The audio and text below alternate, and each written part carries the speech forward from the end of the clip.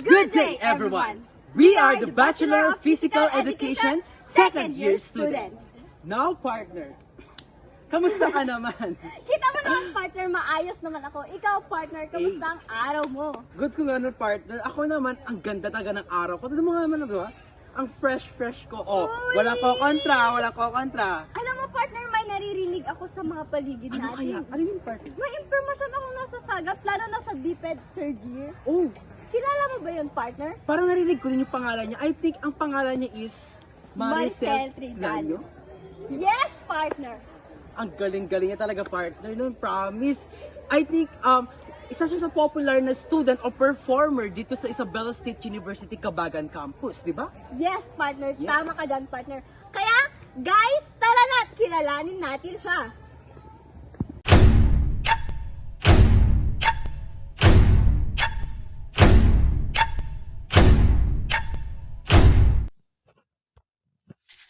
Hello everyone, good day. This is Maricel Tridanyo, a Bachelor of Physical Education, third year student, 20 years old.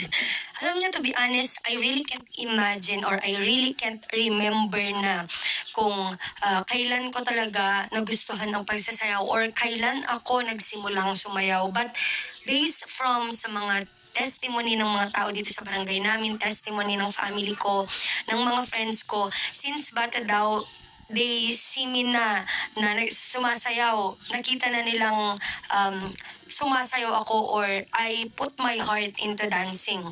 But I think, since ito lang yung maalala ko, nasayaw ko talaga, nung daycare ako, nagki-contest kami dito sa community center ng Delfin Albano. Dance contest, daycare ako And kung alam niyo yung sayaw na Pearly Shell, yung Hawaiian dance na puro medyo hip movement, tapos mga bulaklakan ng costumes. I believe it all started there. Maalala ko talaga kung paano ako pinunta nung choreographer namin sa gitna and became the leader of the dance. I believe doon po lahat nag-start ang journey ko sa pagsasayaw. During my elementary days naman, it is still fresh in my mind, every time na may celebrations like Teacher's Day, graduation, or any monthly celebration yan na I really take charge sa kung anong magiging dance performance ng class namin. So, back then, feeling ko naging choreographer ako kasi nga ako ang nagli-lead sa mga dance performances namin. So I believe those were the moments na talagang stepping stone ko sa kung bakit loved ko ang dancing now, and I really put my passion in this field now. Pumasok ako ng high school years na dala-dala pa rin ang passion na ito, yung eagerness ko to improve more in this field. So, since grade 7, every time na may mga opportunity na magtatawag sila ng performers sa mga performances and competitions, like sa mga school competitions, barangay, like may fiesta, di ba, may street dancing, ganun. Every time na may mga ganung opportunity, talagang sumasali ako.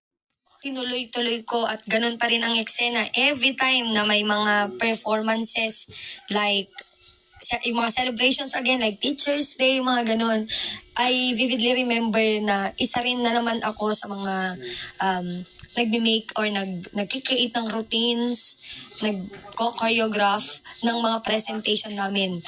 Tapos pag may performances kami sa room, kunwari sa PE, di ba? Usong-uso yung magpapadance performance talaga sila. Yun yung magiging grade nyo, ganon.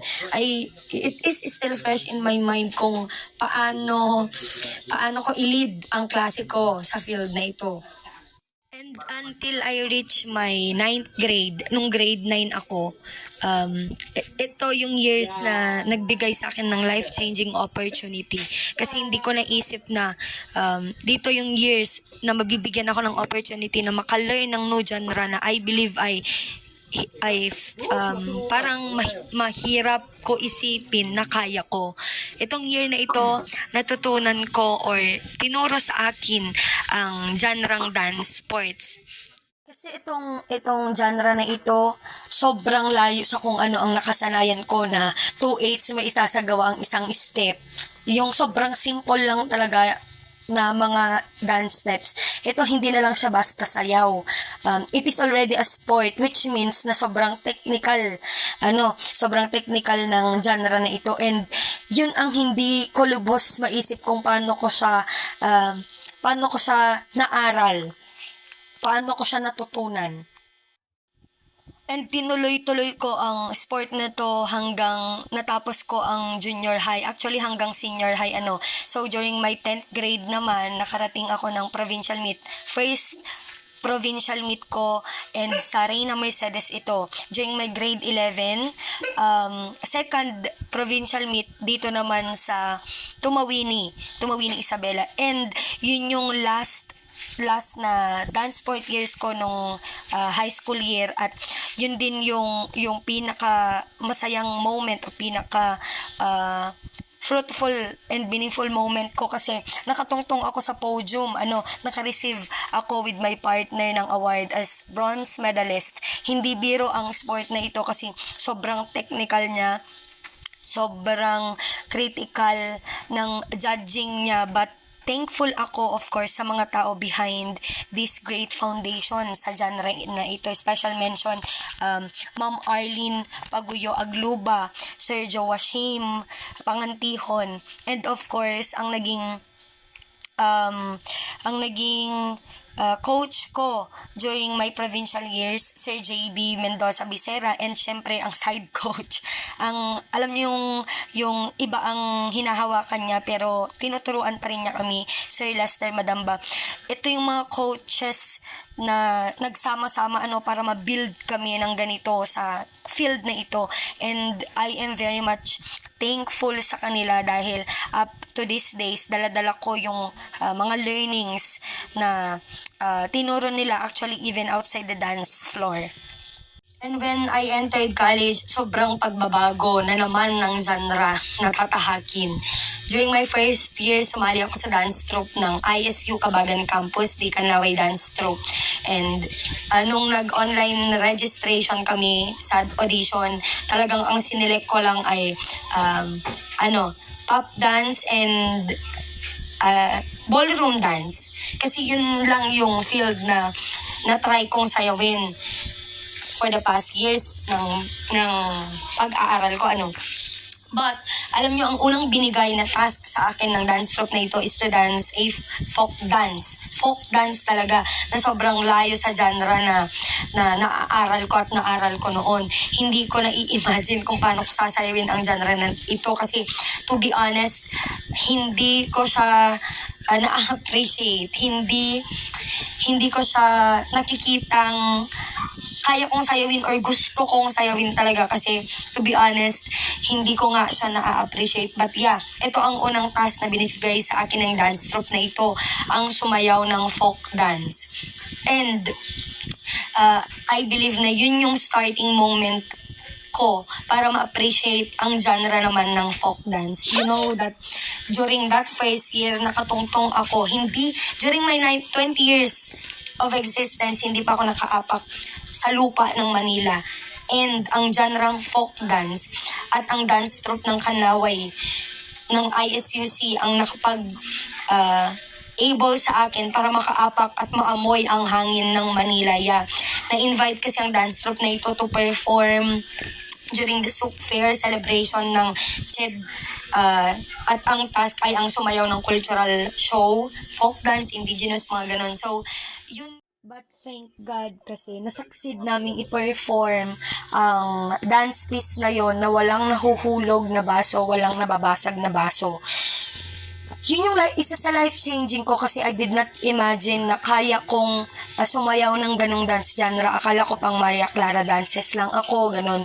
But, pag naaalala ko yung training namin noon, hindi ko lubos maisip na kayanan ko siya, kasi sick ka back out na ako noon. During my trainings, walang times na hindi ko nahulog yung baso sa ulo ko. Hindi ako naka-spill ng water sa mga baso sa kamay ko. But nung final performance, Diyos mio, no final performance, nanginig lahat talaga ng mga laman loob ko.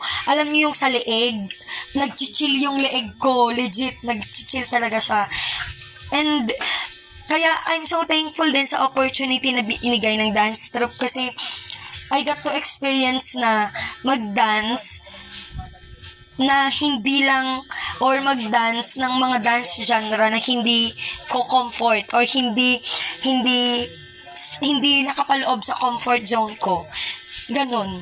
And yung mga experiences na yon ay isa na namang eye-opening sa akin to love more ang genre ng folk dance kasi during or after mid-year namin, nagkaroon na naman kami ng opportunity na sumayaw hindi na lamang sa Region 2 o hindi na lamang sa Luzon, kundi sa Visayas ng cultural show.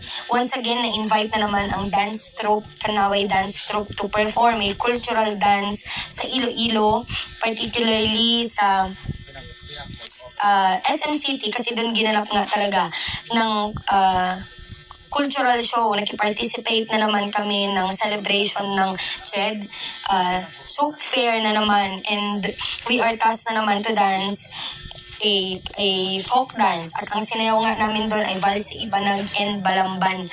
Again, ito na naman yung genre na nagbigay sa akin ng opportunity na hindi na lamang Manila ang marating, kundi pati Visayas. Sumakay kami ng airplane. Yes, first time ko. Tumungtong ako sa lupa ng Visayas. First time ko. And I am so much grateful sa mga tao behind this memorable experiences. Special mention, Sir Alvin, na talagang nag-push ng chance na ito para makaparticipate kami. Sir Manny Foy na nag-work ng papers namin. And of course, ISUC system na binadgetan kami at hinayaan kami or ibinigay talaga sa amin ang opportunity na ito to attend. You know guys, hindi lang yun yung mga pwedeng i-benefit when you engage in dancing or when you engage in physical activities. I am a student performer. Sobrang hirap i-balance ng academics and sumali sa extracurricular activities like ito, sumali sa dance troupe.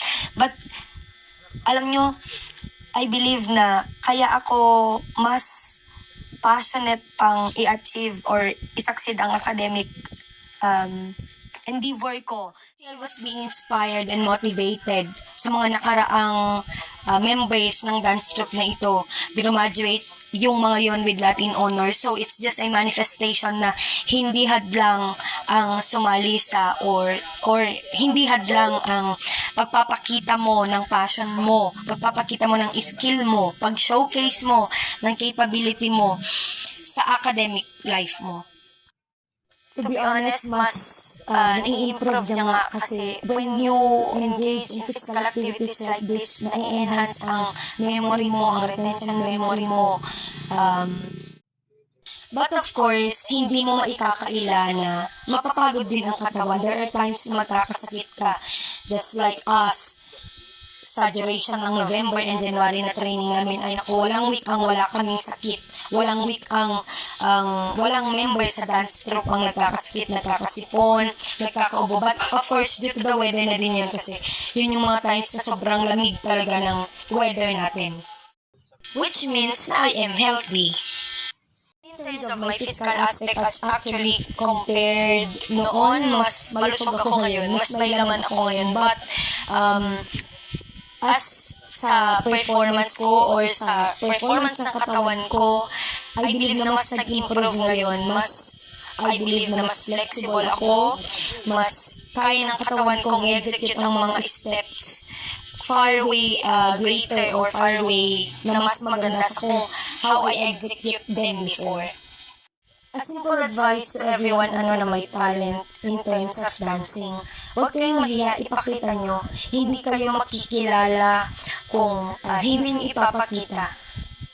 Who knows, mamaya mas mataas pa ang malipad nyo kaysa sa mga experiences ko and that will only happen if you let or you allow yourself na showcase ito sa mundo. And do not just be confined with the genre na lagi nyo nang sinasayaw. Try to explore more. Try to dance more genres. Kasi malay nyo, you're not just good at one genre pala. You're good at every genre. So once again, this is Maricel Tridaño, a Bachelor of Physical Education, 3rd year student. At yan, natunghayan natin kung gaano nga kagaling si Miss Maricel Tridaño. Tama ka dyan, partner. At dito natin makikita kung gaano kahusay ang mga mag-aaral ng Isabela State University, Cabagan Campus.